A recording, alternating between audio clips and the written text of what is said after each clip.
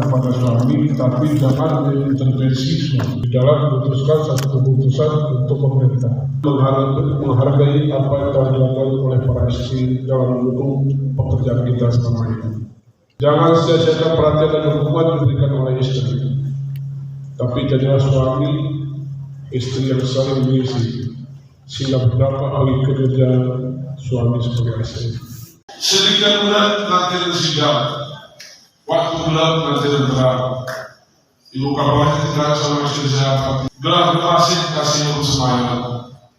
Kati utama lapang huruf kecil. Apabila dipercaya, wassalamualaikum warahmatullahi wabarakatuh.